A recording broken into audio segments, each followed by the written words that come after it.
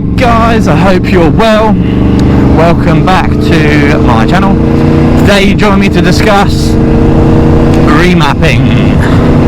If that interests you, stick around.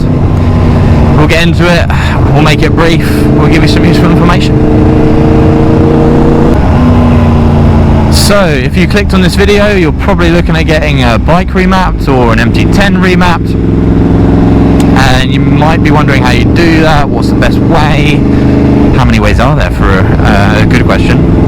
So, I thought I'd cover a couple of topics today. One being remapping as in Postal remapping, another being Dyno rewraps. So, you know, obviously there's two ways. So Postal is where you send your ECU away, you get a generic map put on your bike, which generally improves the bike over standard.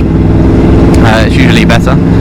However, it's not custom to your bike. It's just a generic map that's been used on another bike and then saved in the files.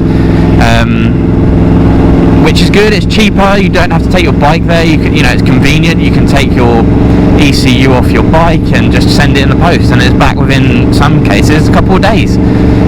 Super handy. I've used it before, and I've also now got a Dyno done. I got a Dyno map done on my MT-10. So I used it before on a 790, and I was happy with the results, if I'm honest. And I paid about 250 quid.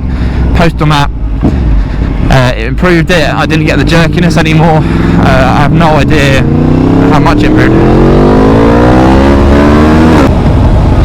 So yeah, the one thing that you won't get with a Postal map is obviously you won't know actually how your bike's performing. You'll just have, you know, you have an improved performance. Unless you actually go and get a dyno done, you won't know how it's doing.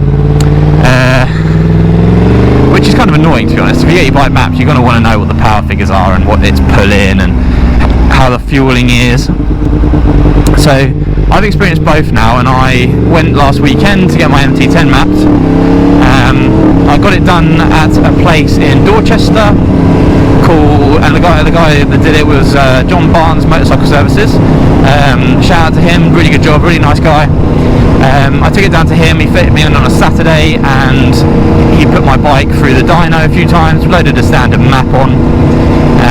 We got the power figures. I think the first run was 146 brake, so standard. That's at the wheel, not the crank, bear that in mind. So the crank figure will be about 20% higher, so in the 170s I think, something like that. I was really happy with it. It was, you know, performing well apparently. He then obviously did a couple of runs, and the runs were obviously him tweaking the fuel to air ratio going into the bike. And my bike's got a couple of different things on it. So it's got a Pipeworks can, and it's also got a decat. So those things both do affect fueling, or air to fuel ratio. They both affect that. So getting the custom map for me was more important than a Postal. I did think about a Postal map, but in the end I want the figures, I want to know it's done really well, I want to see it with my own eyes. The dyno maps are more expensive, so be prepared for that, but for the sake of 100 quid to know that your bike's been customly set up to the additions that it has on it, i.e. exhaust, air filters, etc., I think it's totally worth the money.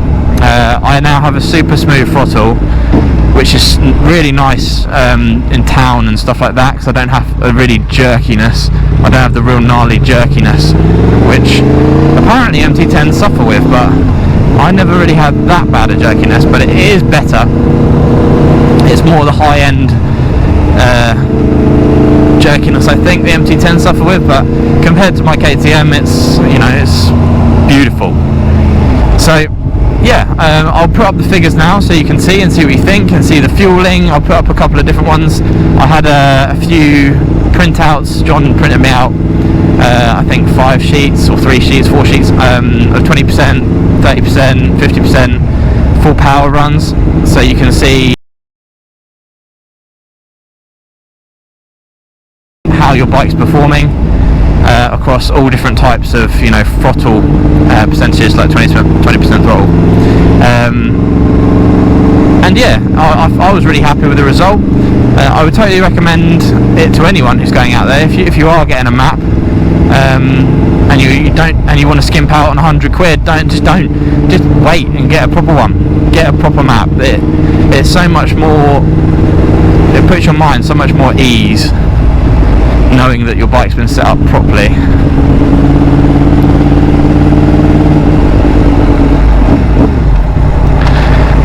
And you get a printout at the end, which is something you can brag about. So I think mine at the end worked out about 150 brake, so I gained like 6 horsepower or something at the top end, which doesn't sound much, but bear in mind it's not about the top end power for me. I didn't want top end power. If you're chasing figures, I don't know why you'd be on an MT-10, but I wouldn't bother chasing the figures. I would make your bike suit you the best it can be with the map. If you do a lot of commuting, for example, you're going to want that low down power, and you're going to want it to be smooth, which is exactly what I have now, and it's lovely.